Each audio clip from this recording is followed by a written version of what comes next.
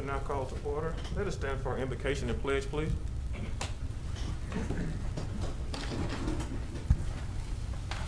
Would you please bow? God, we thank you so much for this time we have together. We pray now in the name of Jesus that you would bless us as we go forth. Help us, Lord, as a board to make the right decisions concerning our citizens. Lord, we pray for our mayor and all our city officials. We pray for the city of Shreveport and the parish of Caddo. Thank you, God, for all that you are in our life. We bless your name even now. In the name of Jesus we pray. Amen. I pledge allegiance to the flag of the United States of America and to the republic for which it stands, one nation, under God, indivisible, with liberty and justice for all.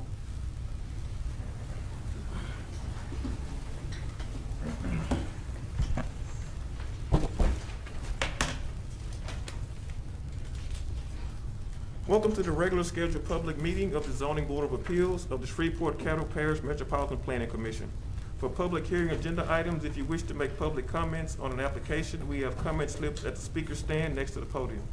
For future notification purposes, it is very important that you fill out a slip and drop it in the box when you come forward to speak. When you come forward, please state your full name, mailing address, and zip code before addressing the board. We will call each case on the agenda in order and first hear from the applicant, then those speaking in favor. 10 minutes are allotted for the principal spokesperson and 3 minutes for each additional speaker. We will then hear from those wishing to speak against an application. Again, 10 minutes are allotted for the principal spokesperson and 3 minutes for each additional speaker. One representative of the application can speak in rebuttal if desired. After hearing comments on each case, the board will then immediately deliberate and vote on that case before moving on to the next case on our agenda. Please note that when the board is deliberating, members of the public are not permitted to comment. Any member of the public may request a copy of the board's decisions on a particular case by contacting our office at 318-673-6480 after 1 p.m. tomorrow, or by accessing our website at shreveportcattlempc.com. All ZBA board decisions on cases within the city limits of Shreveport are subject to appeal to district court. All ZBA decisions on parish cases are subject to appeal to the parish commission. Please note that it is your responsibility to contact either district court or the parish administrator's office about their procedures as related to the matter you are concerned with. Copies of this document and the phone numbers to contact the governing bodies are available on the table next to the podium and in the entryway to this room. As a courtesy, please remember to turn off all cell phones while the ZBA is in session. The Zoning Board of Appeals values your testimony and appreciates your compliance with these guidelines. Okay, we need approval of our minutes from last meeting. Move to approve our minutes. Second. It's been moved.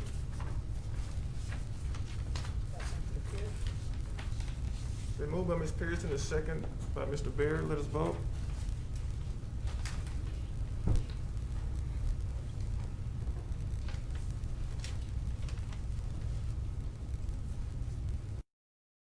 Motion carries.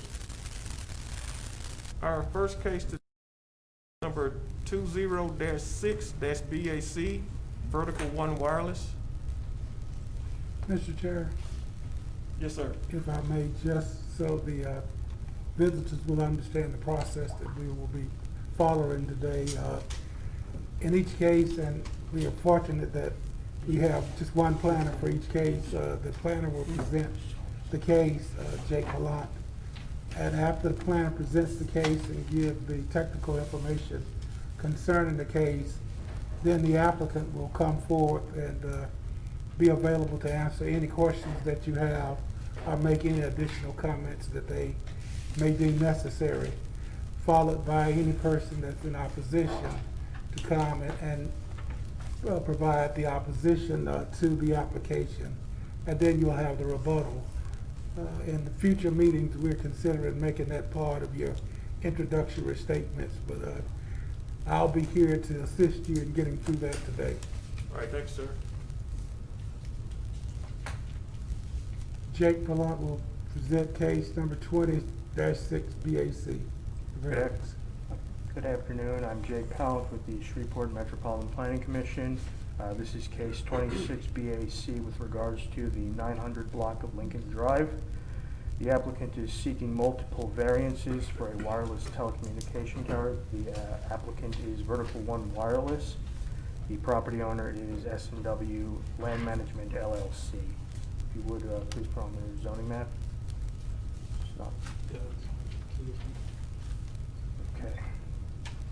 The property in question is zoned R17. This is the wrong zoning map.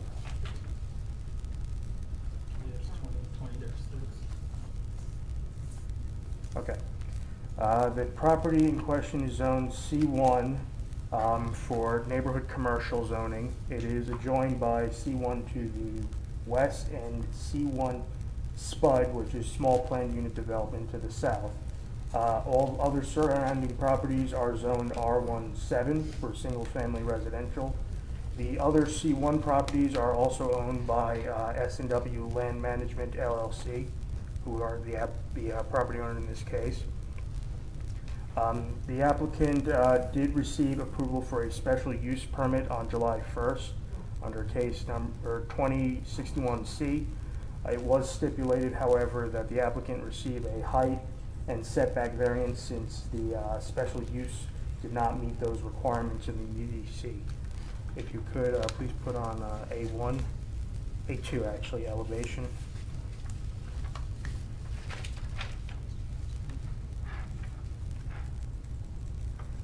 Okay, so the applicant is requesting a height variance. According to section 22.9E of the UDC, wireless towers in non-industrial districts are not permitted to exceed 100 feet in height unless documentation is provided to show the need in order to have a tower at a higher height. The tower in this case is 160 feet tall with a 10-foot tall lightning rod. The applicant did provide propagation maps, which we forwarded to our consultant at JRS Consultants. They confirmed that there was a need, in fact, to have the tower at 160 feet in height and that it wouldn't function as effectively at a lower height. If you would go to the site plan, A1. Okay, so the other variance that the applicant is seeking is a variance to the setback requirements. According to section 22.9D of the UDC, the setback for a wireless telecommunication tower must be 110% of the fall zone radius from the property lines and any inhabitable building structures. In this case, the fall zone radius is actually 80 feet. The tower is designed to collapse about a point halfway down the tower, so half of 160 is 80 feet. 110% of that is 88 feet, so the setback has to clear at least every property line by 88 feet. This is a 24-foot, actually a 45-foot by 45-foot lease area, which encroaches in 10 feet into a utility easement in the property to the south of it. It does encroach on the adjoining property lines. However, the property lines being affected are owned by the applicant in this case. This could be remedied by either moving the tower or perhaps replatting it. It doesn't necessarily have to be replatted as one lot, but it could be replatted to clear the lines. If you do go to the fall sheet, doesn't really have a specific name to it, yes.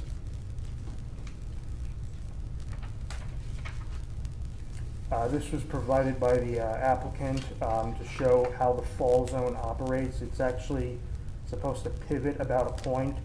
This would be further explained by the engineer who is present today.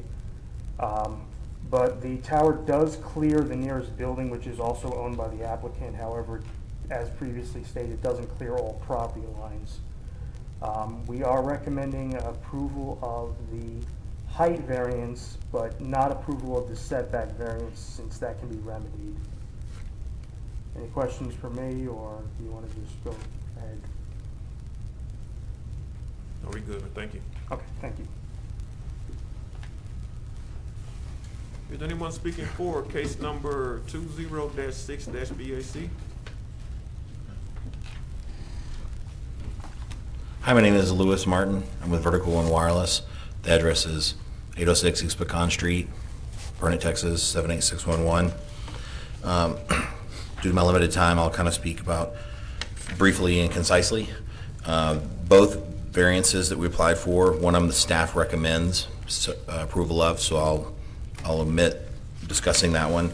The other one I would like to discuss would be this one here, the map, which I'm going to show. Oh, it's not working. Okay. The lease area on the map that he showed, can you show the map that he had earlier? Is that possible?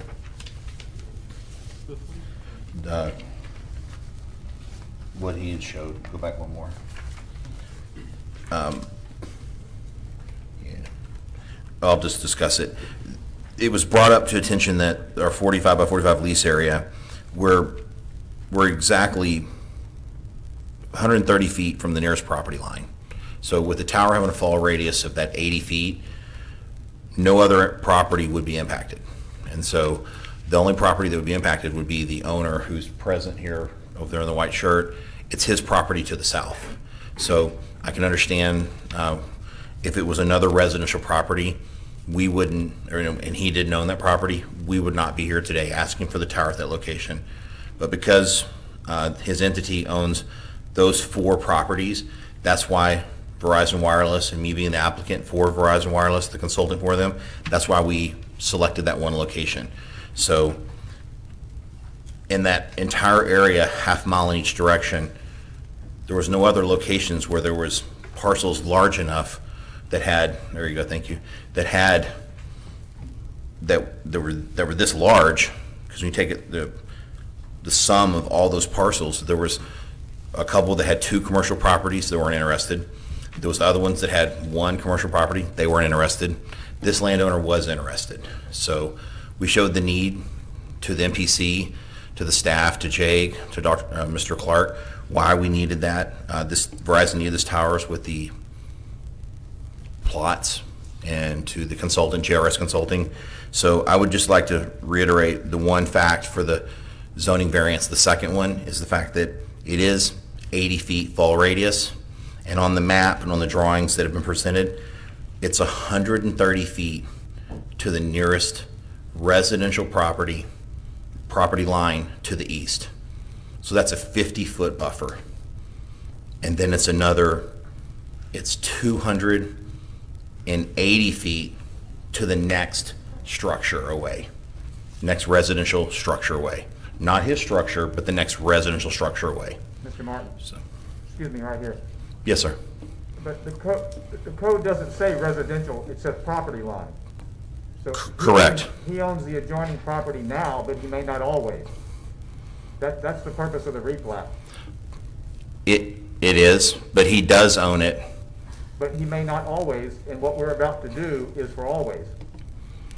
And So it could impact future landholders who don't have a say in the matter now. it is, and I think the owner is going to have something to say about that going forward. He has, he's got some pictures of other cell towers and stuff that has been previously approved, and I'm going to let him speak to that because I think it carries more weight coming from the landowner versus me being the applicant. So I'm going to let him speak to that. Mr. Berry, let him speak to that. Are you finished with your presentation, sir? Are you finished with your presentation? I am. Okay.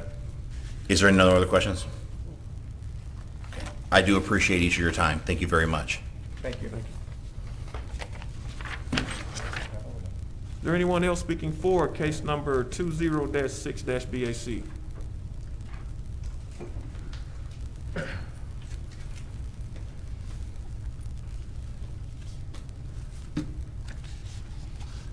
Good afternoon. My name is Darrell Lehman. I work for Archcom. I'm the structural engineer of record on the project. I've been practicing structural engineering for 25 years now. Just little bit of background, but it's my understanding that there's been some question regarding the design of the tower relative to the fall radius not being the full height of the tower, and that's why I'm here today to discuss that. The tower is designed with its weakest point. The tower is designed to meet all code requirements, but its weakest point is 80 foot in the air, which at a 160-foot tower, that would be the part that would fail first in an event that would exceed the design load, which those design loads were determined by a lot of research. And so the idea that it's going to fall at all is, the chances of it falling at all are slim. But if it does, it's designed so at 80 foot, it would buckle at 80 foot and fall over and have an 80-foot fall radius. And so with that said, if y'all have any questions related to that, I'd be happy to answer that. I have a question. So I believe I asked this last time. Were you on the Zoom meeting the last time we talked? No, sir, I was not. So my question is this. You mentioned a lot of research and calculations in theory. Is there any real-world evidence, or has one of these ever collapsed so that we know that that buckle zone actually works? Or is it all theoretical at this point? One, I don't have a history of one that's collapsed, and I think that's a good thing. No, sure. I'm just curious if this has ever been tested. But related to the theory of it, the theory is based in laws of physics, and if the easiest way I can kind of try to relate it in an example would be if I had a chain and I take one of the links out of the middle, the chain's rated at 2,000 pounds, and I replace one of the links with a chain that's rated at 1,000 pounds, and I pull on the chain, what's the pulling strength of the chain going to be? Where's it going to break? And to me, that's theory backed up with laws of physics and science, and Right. that I'm just curious if this has ever happened in the real world since y'all been doing these, and it actually worked the way it worked, or if it's just never come up. For example, I work in the theater, and for over 120 years, we have a fire curtain installed in almost every theater. There is no record of a fire curtain ever coming in during a fire in the theater, but they still put them in, right? So it's never actually been tested to see if it works in an actual situation where it's designed to be used in. I'm just curious if this application has been tested, in a real world situation. I don't know how we would get a real world load to make a tower fail. So No, I mean, in a hurricane or somewhere, has one ever failed and it either did or did not perform as designed? I'm not prepared to give you an example. Okay. I could do some research for that I'm just and curious. possibly. It's just something that comes to my mind when you talk about how it's designed to fail. Correct. All right, that's all I have. Excuse me, if I could intervene here, Yes, sir. right here. I do have a real-world example. Back in 1977, on Highway 1 North, the KSLA tower was one of the highest towers in the world. It was 1,800 feet tall. One of the guy wires broke on it, and it did collapse in place, right there. Never got out of its fall radius, it collapsed, and that was 1,800 feet tall. So I do know that that is a real world. A good friend of mine who's a civil engineer actually was on site. So there's one example. Okay, thank you, Mr. Horn. Any other questions from the board? All right, thank you, sir. Just to address that this is a monopole, that one wasn't, but in a real world example, in engineering,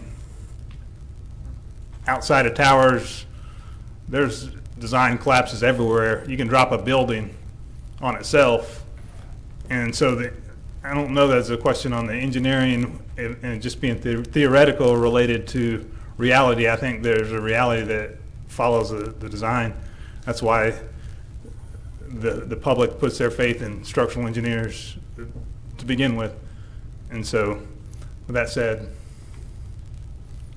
All right, I thank have you. no more. Thank you for your time. Mr. Chairman, Yes, sir. and just for the record, and I don't know if any of the residents are here today, that was one of the concerns that the residents off of Lincoln had.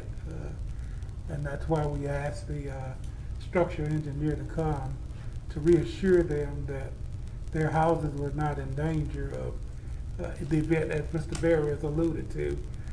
How sound is the theoretic analogy of how the tower would fall, just to make them feel comfortable that if something happened, their houses would not be in danger. And I think we've met that obligation today, that theoretically, and the Channel 12 example, which is also in North Caddo Parish, is an excellent example of how they fall and how they collapse. All right, thank you, Mr. Clark. Is anyone else speaking for case number 20-6-BAC?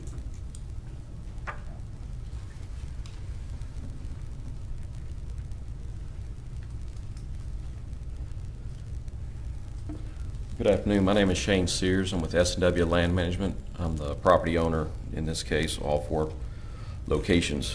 What's your address, please, sir? 3736 North Market Street, Shreveport, Louisiana. The Verizon approached us with this project back in 2014, and we had some reservations, just like the ones that have been annotated here. Most people want better cell coverage, don't want it in their backyard. They want it, have access to it. They don't necessarily want to look at it. So we asked them, can you find some other locations? 5 years later, they came back to us and said that they've tried all these different spots, couldn't find anything. And so when we expressed concerns about the engineering of it, they explained that portion of it to us. And we were confident that we would not have any issues on our property with regards to that, nor our neighbor's property. With regards to the potential of future sales and the property not being able to be developed or whatnot, we plan on putting structures on other parts of those lots. But I would think that this board would have the opportunity to say, well, the structure can't be within a certain amount of feet of this tower, and then we would have to accommodate that at the time, going to Mr. Berry's point there. So there is an opportunity to address this later on should the property be developed, and that would have to be taken into consideration in the future. So, and we recognize that on the front end of that. So I'm here to answer any questions if anybody has any. Any questions from the board? I just want to follow up. So what impact would the replat have on your future plans? Well, if we decided to sell, a portion, like one of those 4 lots, then replatting it would not make that feasible. We'd have to go through that again and separate out the pieces of property. If you put it all into one lot, we have different structures and different businesses on each of those lots. So they're all separated at this point, and that's the reason why we purchased it to begin with, was to be able to develop separate businesses on each piece of property. Replotting them all together doesn't necessarily conform to that. Right, but if you consider this tower now a separate business, it's now encroaching on another property, so it's already a problem right now, which is what we're here to address. Well, encroaching on property that we already own that we plan on developing. Plans change. We can't control what you may or may not do in the future. Right. So We've owned it for 8.5 years. We're not going anywhere. We No one knows. decided to invest in North Shreveport as opposed to going to another parish to do it. I appreciate that, but you have to appreciate what we are constrained by with the codes that we have to enforce and consider, Yes, sir. right? So if we, the variance you're asking for has a remedy, and the current situation doesn't provide a hardship, we have no avenue to approve it as a variance. I think that may be a misunderstanding that we're talking around here. I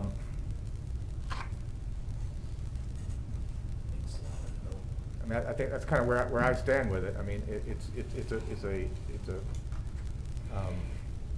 administrative avenue to avoid the problem that the code presents for this situation. Doesn't provide us a clear avenue to grant the variance because it doesn't meet the threshold of what we're allowed to give variances for. But the same thing that you're speaking of, does it prevent you from doing that? It kind of does. Our guidelines, our guidelines stipulate hardship. You know, hardship is one of the main three things we have to consider. If there's no hardship, then we have no avenue to grant the variance. Right. If you consolidate all those pieces of property, then portions of that would be basically undevelopable. Well, they could be replatted at a future date when you want to parcel them out, and then that property line would move so that it is in compliance with where the cell tower is going to be. The other remedy is to move the cell tower to the center of the lot, which I know you don't want to do, and that makes sense. But it mainly encroaches, it seems to me, the most encroachment is on the property to the south, and then a little bit to the property line seems to run down the road, the access road, running north and south. It encroaches on that by, I don't know the scale of this map, but probably 30 to 40 feet. But it's a significant encroachment past the property line into, toward the building E on, look at sheet A1. And that's our dilemma right now as a board. Yes, sir. Is granting a variance for which there's no hardship, when there's a simple remedy that's administrative. And I'm not going to belabor the point. I just want you to understand what we have to consider when looking at this particular case and that particular variance. Yes, sir. That's all I've got. Any other questions from the board? All right, thank you, sir. Yes, sir. Is anyone else speaking for case number 20-6-BAC? Can I add one point to that? I can't. Not yet, sir. Okay. Is there anyone speaking against case number 20-6-BAC?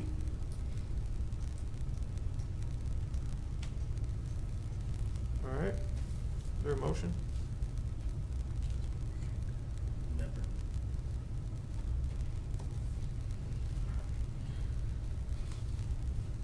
Have we heard any more, staff, from the opposition, any more letters received? We've heard nothing else from the opposition, other neighbors, other concerns.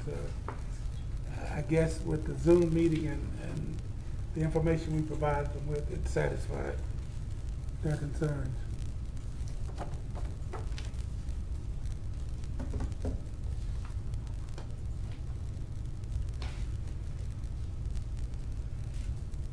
Any more questions from the board? Okay, do I hear a motion?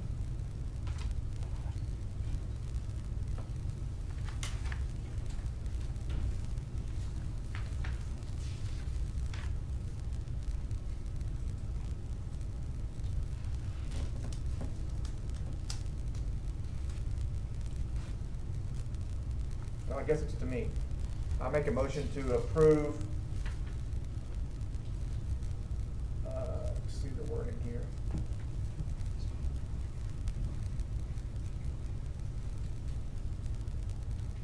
I'll make a motion to approve the variance to maximum height requirement to allow for the construction of a 160-foot tower with 10-foot lightning rod, and in addition, motion to deny the variance to the minimum setback requirement, due to the fact that the approval of the tower's proposed location can be obtained through an administrative replatting of the property with the adjoining lots. Is there a second? I second. It's been moved by Mr. Berry, second by Mr. Moss. Let us vote. Wait, I have some more discussion. Before we do this, if there's anybody on this board who has an opinion to state, please state it now, because we've come up against this before. We have voted in the past, and then opinions have been expressed after the fact. So I want everybody to be clear what we're voting on. All right? And if you have an opinion, please take this moment during discussion. Change my mind if you need to, but speak up now.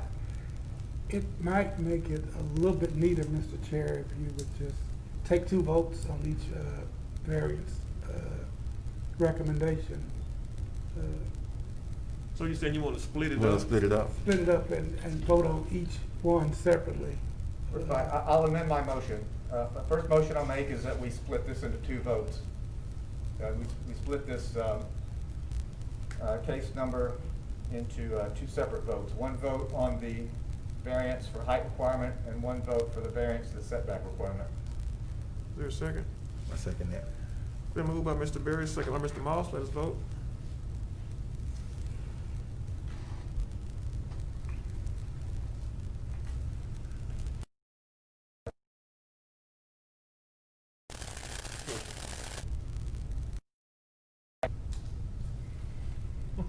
I move to approve. Is there a second? Second. Moved by Mr. Moss, moved by Mr. Berry, and second by Mr. Moss. Let's vote.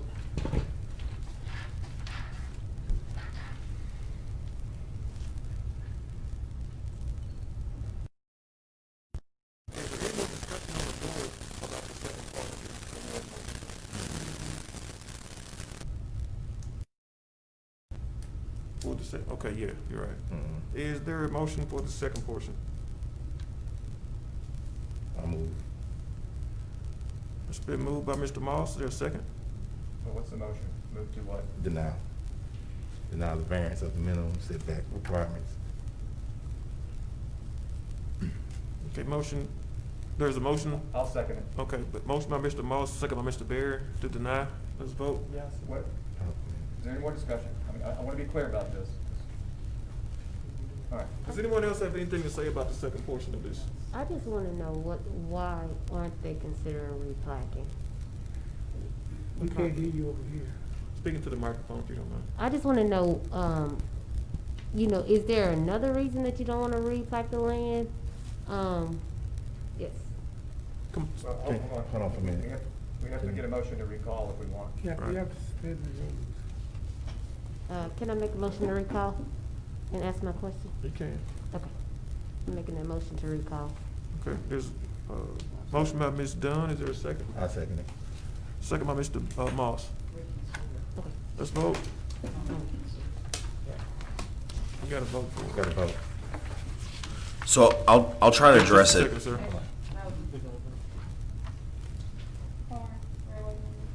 Oh. How did you vote?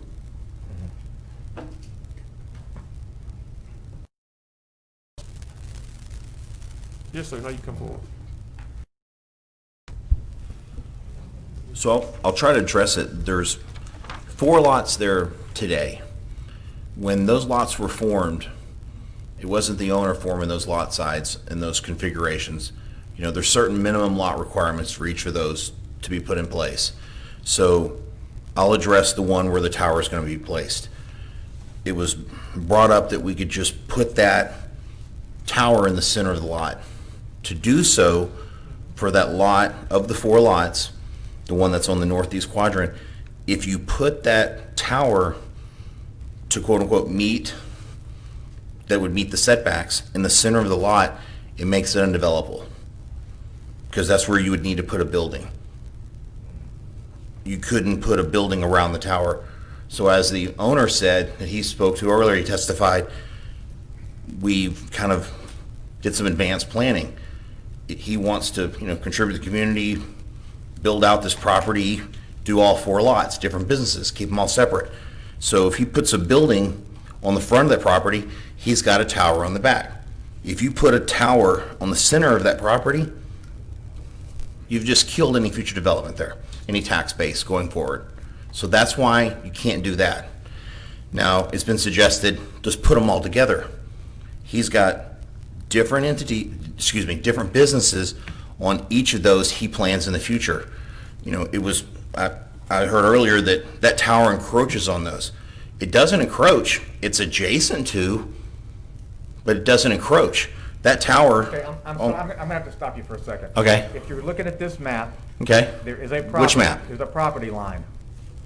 The fall radius and the setback line okay. encroach on the property line. The fall radius does, but the tower physically itself doesn't. The fall radius does, but the tower itself does not. Okay, so what setback are we talking about then? We're talking about the setback for the southern property, yes? That's the one we need, right? The one, not the fall radius, it's the distance from the property line, correct? Right, for the south property line. And so what I, And I'm sorry, what is the amount of the variance in feet that you're asking for? the distance the line is over the property line. Okay, so you're encroaching on that property line. Correct. You can call it adjacent or not. Okay. It encroaches on that property line. If he would replat, move that property line, it's just moving an imaginary line on his property. But these properties, just so you understand, you see that property line? It affects parking lots, it affects existing easements, and also these parcels, not by me, not by the owner, but by the jurisdiction, they were set up as lot sizes. And just to go move those affects all the utility easements, the power lines coming in, the electrical lines, any type of sewer easements for the adjacent parcels. So just to arbitrarily move those to make it fit, you would have to bring it down up against the side of the building, and that would meet building setbacks. So we've had our civil engineer looking at it, and I'm like, is there an effective way to do that, to put it all together? He looked at it in conjunction with the easements, sewer, lot sizes, all of those together. The answer I was given was no, there's no effective way to put it all together so that it would meet the code. That's why we're here today. If it was, I would not be here today. I would say, let's do it. If I had another parcel I could put the tower on, I would, and I could meet the height and I could meet the setback requirements, I would do it. But as I mentioned earlier, in good faith and earnest, we're trying to put it on his property where the fall zone remains on all four of his properties, and that's the best situation I have to provide, and I say Verizon has, to provide coverage to this area. Otherwise, it's just not going to happen. And then, I'm getting calls from, I can't say the name, but from other carriers. They're like, can we go on this?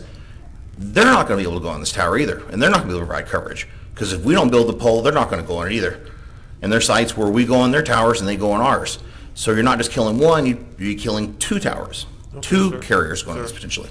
Okay, I think the original question was from Ms. Dunn, why about the plat?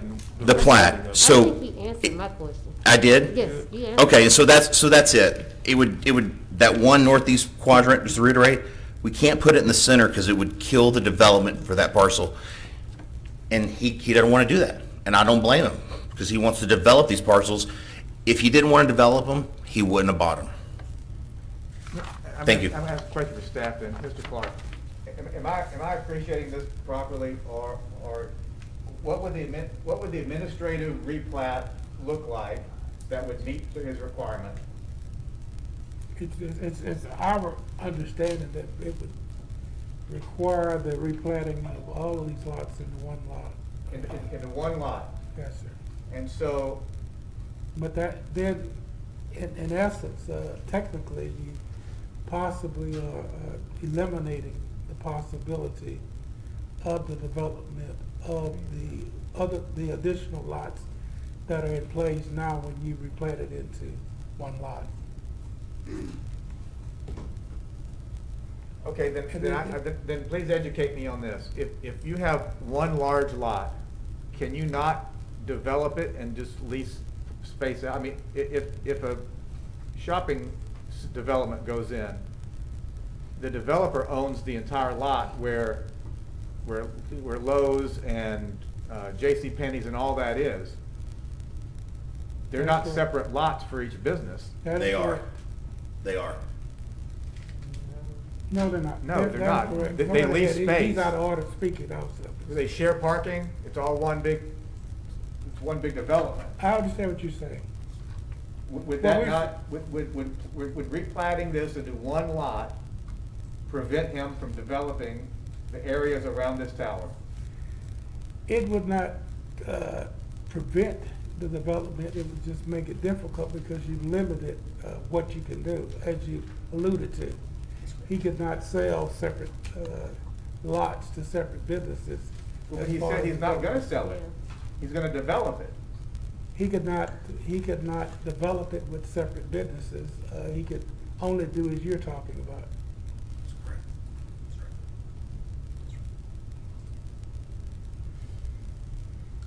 I caution the board that this is a very difficult variance application. It's not as straightforward as most applications are. And this is why we pulled additional people in to get as much information to the board as possible. And as you well know, this is why there is a board, that you do not have to agree with the staff's recommendation. If it has been proven to you that it would be impossible to complete the recommendation that the staff has recommended. And this one is one of those that it's difficult to come up with a true conclusion to.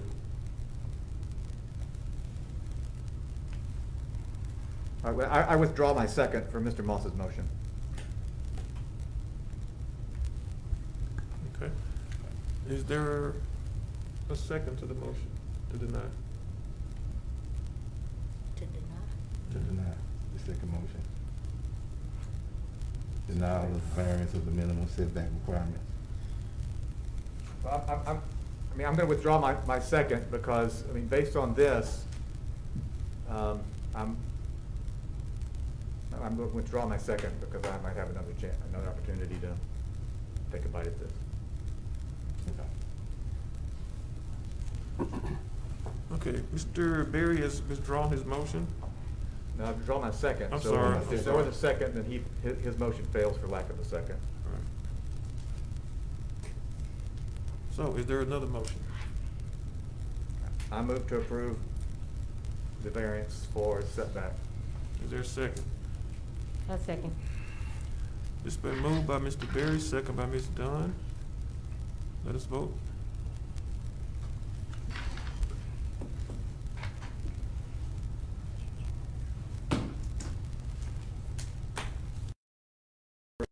Okay. All right, next case number 9-BAC, Kevin Bryant, architect. We probably won't have the problem this time, Mr. Chair, but just so we get it correctly, the primary speaker has 10 minutes instead of 3, and every other speaker following has 3 minutes. Right, I think we got that corrected Okay. earlier, yeah. Okay, this is case 29 BAC with regards to 7320 Wingate Boulevard. This is a variance for a new sign at Woodlawn High School. The applicant is Kevin Bryant, architect. The property owner is Caddo Parish School Board. If you could go to the zoning map, please. Okay, it's right there. The property in question is zoned R17 for single-family residential. It's adjoined to the north and east by more single-family residential property. Due to all the residences nearby, I actually did receive several phone calls regarding this sign variance. However, most of them were just curious rather than opposed to the sign. To the west of this property across Brushy Bayou is I-1 for light industrial, and then there's an R2 multifamily residential area. If you could go to the sheet 73A to show the site plan. The new sign will be going in place of an existing pole sign.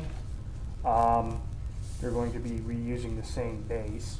The sign is along Wingate Boulevard. It can be seen from several of the residences. There is a 4-foot tall chain link fence in front of that sign. The chain link fence, while it won't completely obscure a shorter sign, it may distort it. If you could go to the comparison document, please. So the applicant is requesting a variance to the height and sign type for the new sign being proposed. In R17 districts, new signs cannot exceed 6 feet in height, and pole signs are completely prohibited. As previously stated, there's a chain link fence in front there. While it doesn't completely obscure a sign of 6 feet in height, it would distort it if you're in a moving vehicle. So the proposed sign, in comparison to the new sign, is approximately 12 feet tall with a 35.6 square foot sign frame. The existing sign, by comparison, is 16 feet and 2 inches tall with a 49.3 square foot sign frame. So the sign, the pole will be actually 3 feet shorter and will be enclosed for aesthetic purposes. And the sign face will also be smaller. No new nonconformities will be created by this variance. According to the UDC, the maximum area of a sign using monument signs, since that's one of the few sign types that are permitted, the maximum area that you can have for a sign is 36 square feet. This sign is a little bit less than that in area. There is a new electronic component that can be dimmed after hours. But according to the UDC, electronic components for signs can't exceed 70% of the total sign area. This is also, once again, a little bit smaller. It's about 69.5% of that sign area. Due to the fact that this is actually creating a sign that's more in compliance with the UDC regulations and it's not creating any new nonconformities, we are recommending approval of this variance. Thank you, sir. Is anyone speaking for case number 20-9-BAC?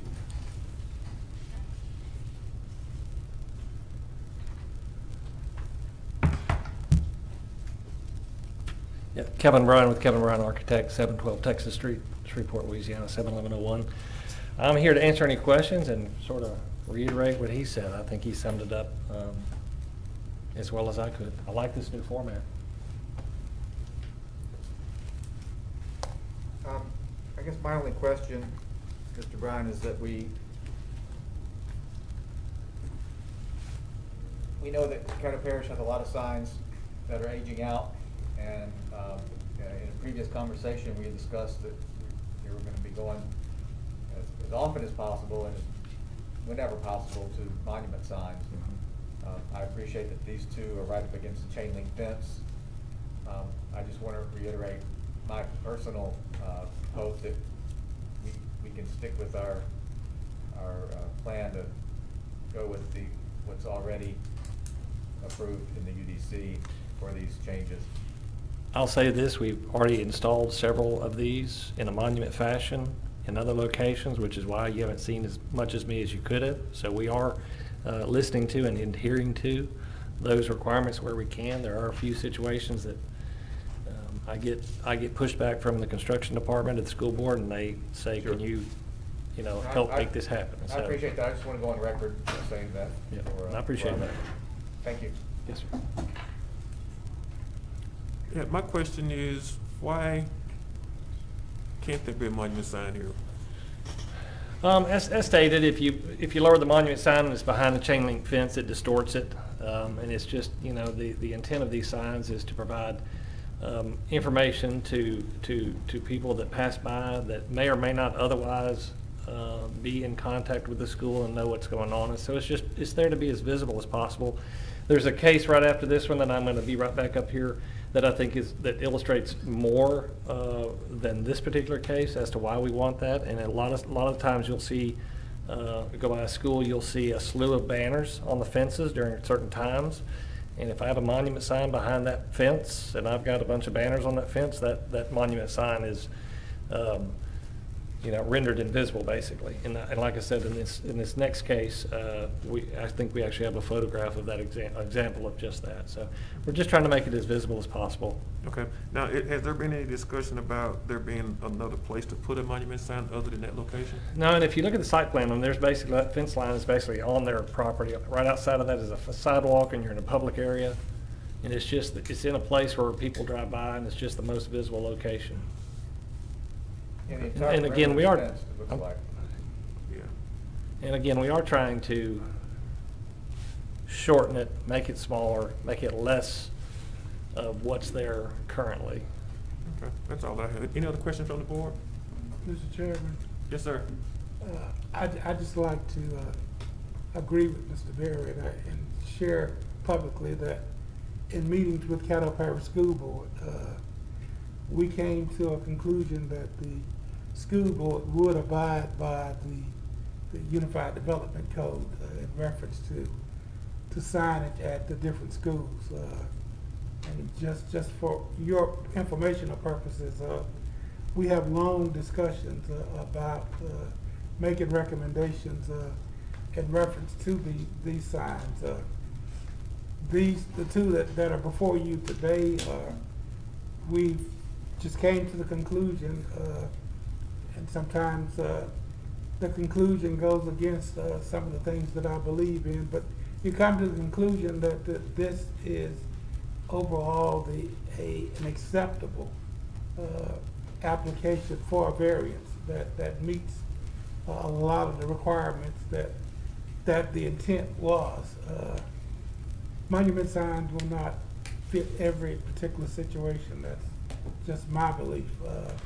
And in those extreme situations, but I just like to share with Mr. Bryant, to share back with the Caddo Parish School Board, that staff will not be recommending approval of every opportunity they come before us, because we have shared with them that they need to be setting up a plan to convert to monument signs, and we're going to ask them, like we're doing, to become much more creative in their attempts to replace the signs. We understand the process that signs go through.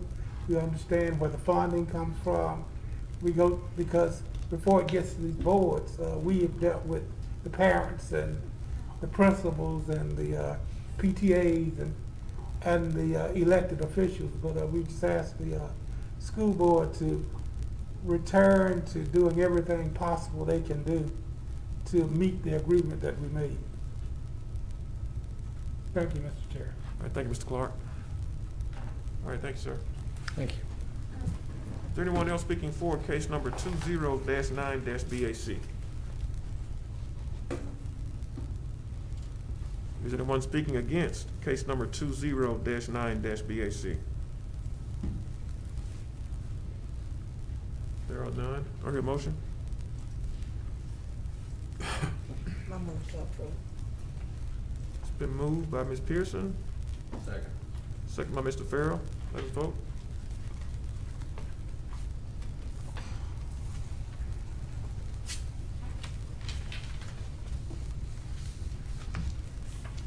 And case number 20-BAC,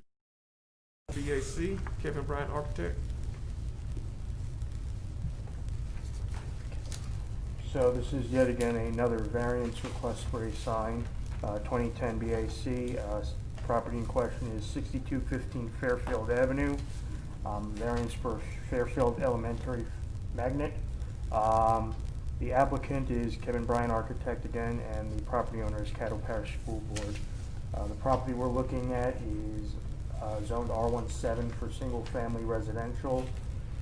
It is surrounded by more R17 properties, with exception to several properties in the northwest corner, which are zoned C1 for neighborhood commercial. If you would, please go to sheet 22A.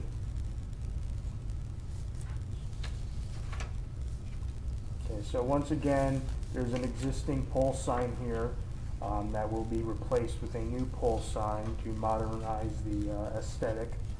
The new sign will be along Fairfield Avenue,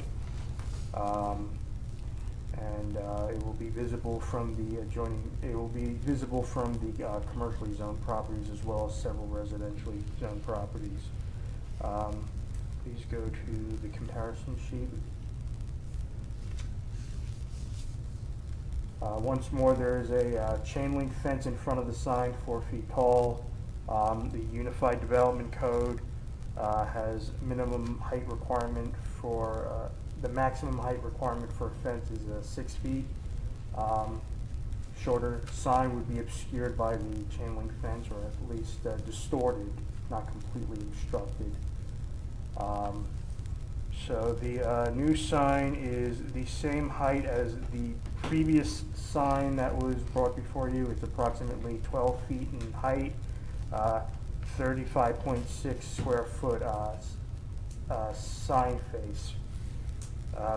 As opposed to the existing sign, which is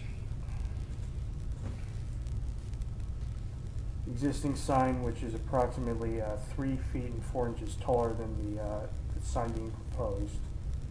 So once again, the sign isn't creating new nonconformities. The electronic components, less than 70% of the sign face, as I previously stated. We are recommending approval for this sign since it does not create any new inconsistencies with the UDC.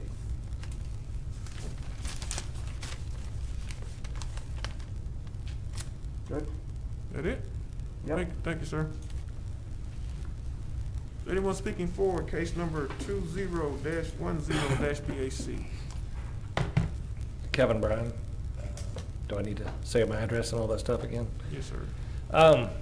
Is there the photograph of, there's a photograph in the application packet that shows the Mr. Bryan. sign, the existing sign with the Mr. Bryan. fencing in front of it. Mr. Bryant, for the record, I need you to repeat your address. I'm sorry, Kevin Bryan Architect, 712 Texas Street, Shreveport, Louisiana, 71101. Thank you, sir. You have that photograph? Yeah, that's the one. That one, that's what I was talking about previously in terms of how conditions like semi-permanent or temporary signage can affect the ability to view through a fence. That was the only point I was trying to make earlier, and this is basically the same type of condition.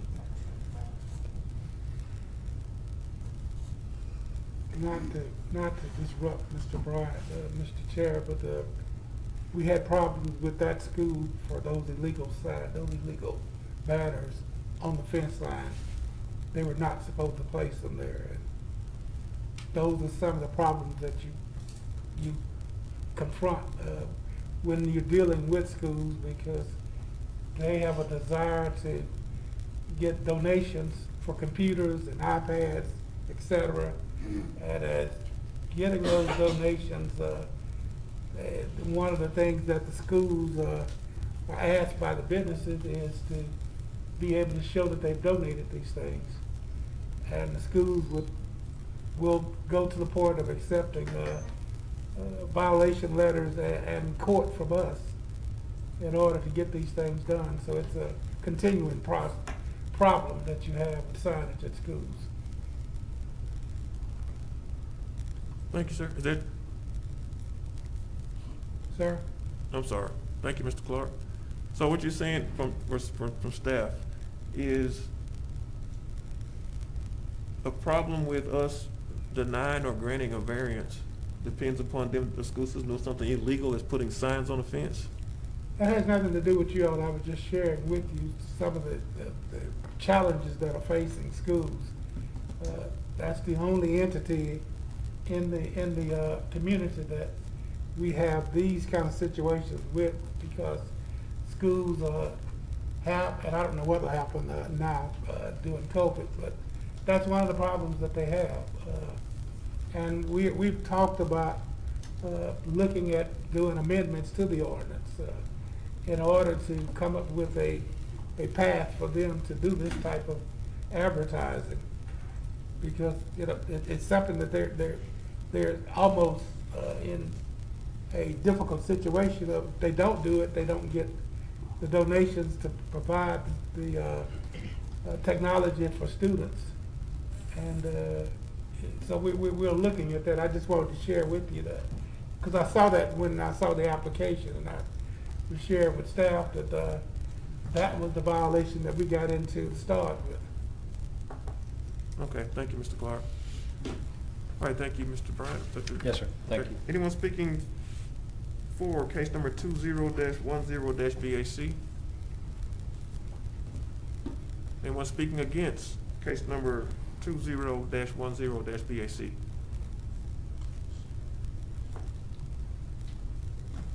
None, do I hear a motion?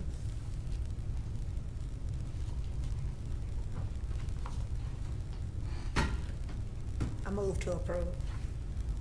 The moved by Ms. Pearson, second by Mr. Moss. Let us vote. Oh, I just hit the wrong one. There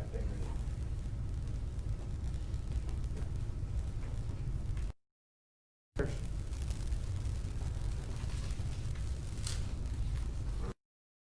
To the end of our public hearing.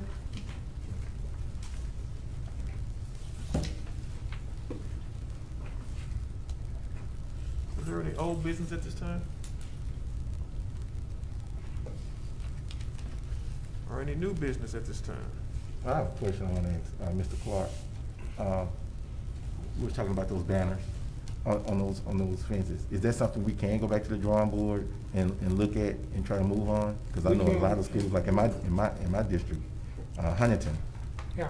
I support them and they put my banner out there on their fences. And I know it's illegal, but that's, like you said, once again, those are some of I support the football team. But those kids won't get those fundings if we don't do things like that. You know, they're being kind of creative in how they move and try to get funding. So I guess on our end, we might need to get to the drawing board as quick as possible to see if we can alleviate that. And we have looked at doing some amendments, and some other things happened, and we got off of track addressing signage at schools, but we will go back in. Okay. Because it's a real problem. It puts Yeah. you in a real awkward position. It does.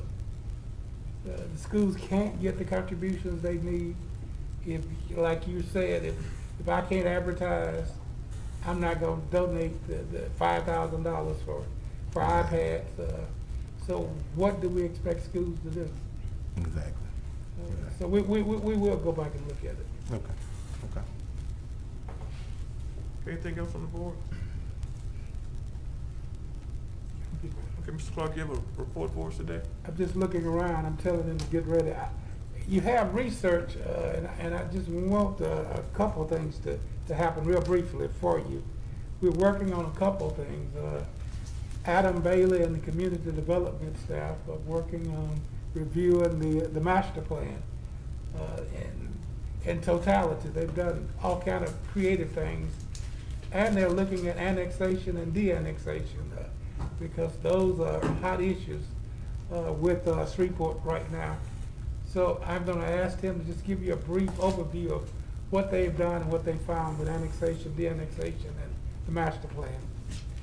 In terms of the master plan, starting in February, we almost a line item by line item per all the actions and goals and objectives that are displayed in the master plan. We are taking it apart, contacting all the entities that are written about in the master plan, seeing what has been done, what hasn't been done. We released a draft of this implementation report to the MPC board. We took their comments, and now we're coming up with a final draft that hopefully will be able to be presented to both the MPC board, you as well as City Council and the Parish Commission in the upcoming months. When it comes to annexation and de-annexation, we'll, jump in with both feet into the deep end because it's a very complex issue.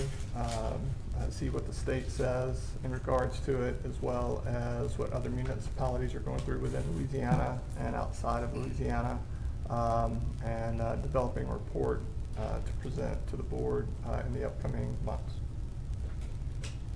Thank you, Adam. And Reginald George has been dealing with the trends that are developed as a result of the COVID-19 coronavirus. And I'm going to just ask him very briefly to share with you from new businesses opening up, what the trend is for new businesses in the city and the parish. Well, due to COVID, the trend for businesses have been home-based businesses.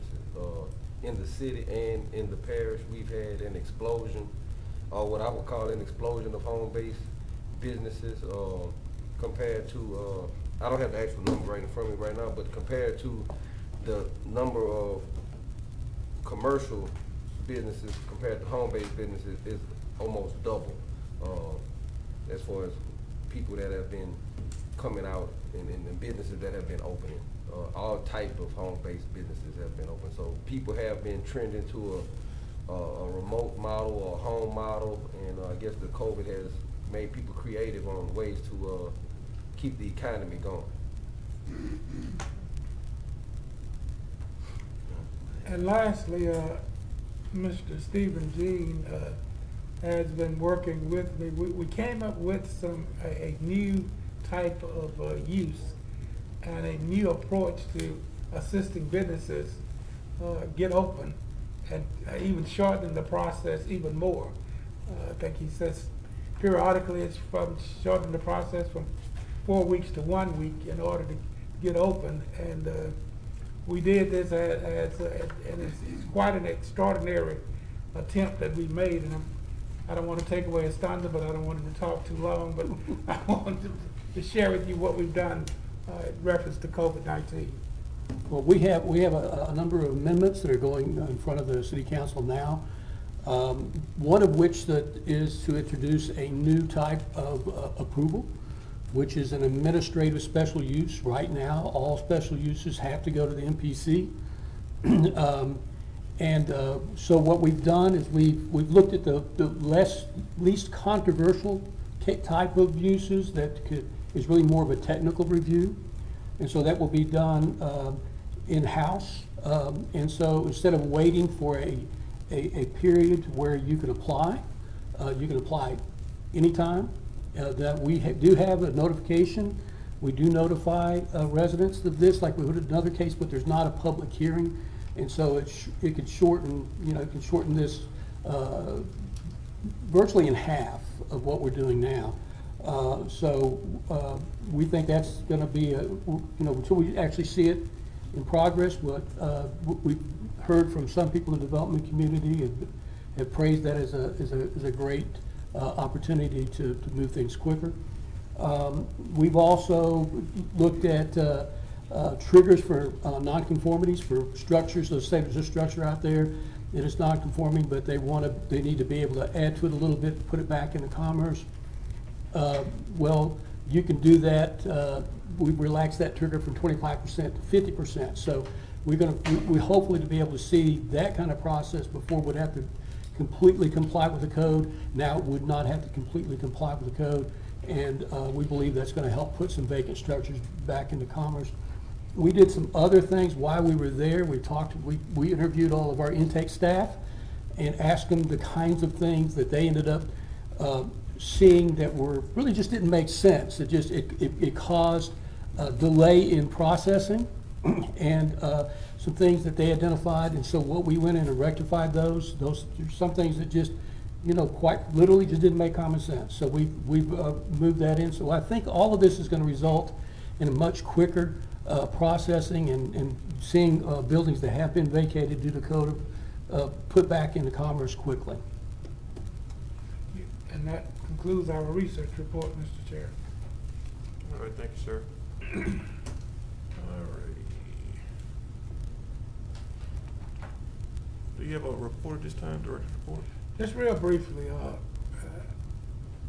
I'd just like to share with this board that your charge is one of the most difficult charges that we have because you have to take information from us and you have to deal with climates that are in existence and make decisions, and your decisions are final. And variances, since the 2 years, I just celebrated 2 years of being in this chair, variances at one time were automatic. Somebody came in and asked for a variance, we just automatically granted the variance. We did not look at the criteria, we did not look at the requirements, we did not look at anything to do with the variance. We just did not want to slow anybody down. When I came here, and that's why I shared with you earlier about agreeing with Mr. Berry, I started asking that question. Each time they would bring a variance for being placed on your agenda, I would say, what is the hardship? Give me the hardship, give me concrete proof that this is truly in need of a variance.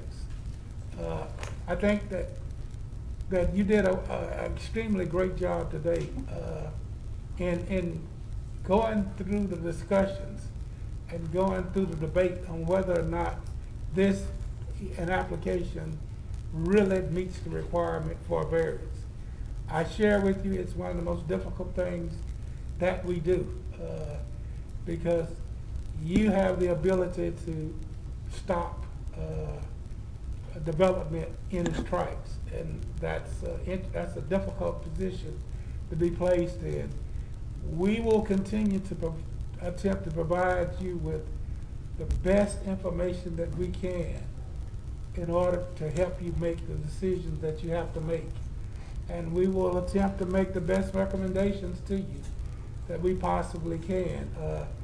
I just wanted to stress that earlier, that the reason we have a board, and I share this with Stephen quite often, the reason that we have a board is you are citizens and you are peers and you have a different perspective of these applications from the staff. Staff is basically theory. We deal with what the ordinance says, we deal with how the ordinance should be applied, and if it was just our decision, then nothing would get approved based on just being theoretic. So I just wanted to compliment you, but I wanted to further share with you that you are a very important board and you do a very difficult job. And we truly appreciate the job that you do. And when you don't agree with us, we're not insulted. You make us work harder to make you agree with us. And we hope that you never agree with us so that the staff will continue to work harder and harder. But I just wanted to share that with you real briefly, Mr. Chair, that sometimes when you have to be in these positions, it's not the most comfortable place to be in. But I've been told this, that if nobody else appreciates you, please know that the MPC staff greatly appreciate the discussion and the job that you do. Thank you, sir. And now we're up to public comments. And there are none. Anything from the board at this time? One last thing before, and Ms. Don had asked us about a case at Fairfield on yesterday. We did research and we found that there was no case at Fairfield. I didn't want her to think we ignored her. Yeah, I just have a question for Mr. Clark, or staff, and the zoning administrator, Mr. Jordan. It seems to me in the past few months I've seen an explosion of these temporary portable rent-me billboards. It's the black boards with the Dayglow letters on them in front of businesses. I just didn't know what the status of those are and how that's being addressed. Oddly enough, I was going to ask the zoning administrator today because I've been seeing the same thing. We had come up, from what I recall, with, I think we did an amendment to allow them as a temporary sign for new businesses, to give new businesses an opportunity to generate some revenue to a point where they could afford to purchase a sign, because signs are extremely expensive, and especially the electronic signs. But I'm like you, I've seen a tremendous influx of them, and I don't know if Mr. Jordan is aware of that and if they are putting together an approach to dealing with those signs. We are very aware of it, and the inspectors are out there every day, and they write them down, send them violation letters. Some people get permits for them like they should, some don't. Some just say that, I'm gonna just deal with it and deal with my consequences. Yeah, I realize they're probably most likely a response to, reopening efforts after Right. being shut down, and I can appreciate that. I just didn't know. I just want to know that they're on somebody's radar. They're on radar, and that's the difficult thing about this period. You don't want to be insensitive to businesses attempting to reestablish, because you understand what they've gone through starting in March to get to this point, but then you have a responsibility. So we are addressing them and trying to come up with solutions as much as possible, instead of just being a heavy hand with enforcement, trying to work through and develop some solutions to deal with businesses. Okay. Anything else on the board? I don't have anything else. Meeting is adjourned.